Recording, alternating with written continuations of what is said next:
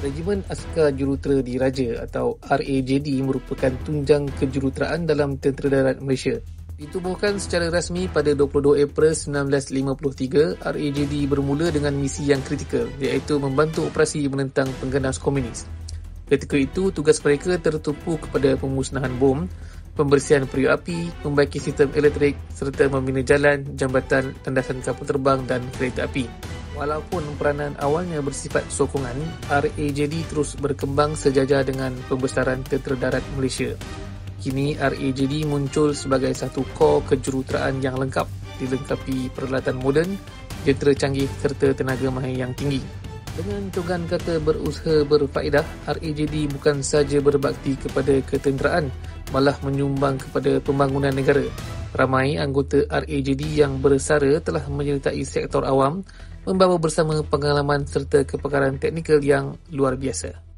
Pengiktirafan tertinggi diberikan apabila Duli Yang Maha Mulia Sri Paduka Baginda Yang di-Pertuan Agong mengurniakan gelaran diraja pada 6 Jun 1992.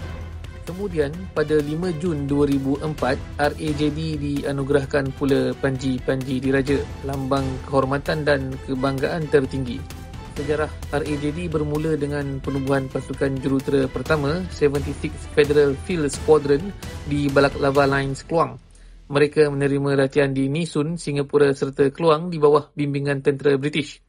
Menjelang kemerdekaan, pasukan jurutera ini diserap ke dalam Angkatan Tempatan dan dinamakan semula sebagai Skuadron Jurutera Pertama.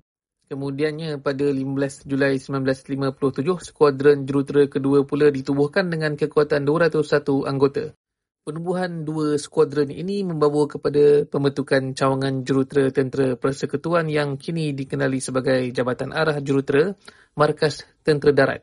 Dalam elemen elit pula terdapat 10 skuadron jurutera para, pasukan kejuruteraan yang boleh digerakkan dalam apa jua situasi bersama 10 brigad para. RAJD turut mempunyai pasukan pakar wataniah yang dikenali sebagai RAJD SP, merangkumi kepakaran dalam pelbagai bidang penting seperti 40 RAJD pakar pengendalian pelabuhan, 50 RAJD pakar pengendalian kereta api, 60 RAJD pakar pengendalian air dan 70 RAJD pakar pengendalian elektrik.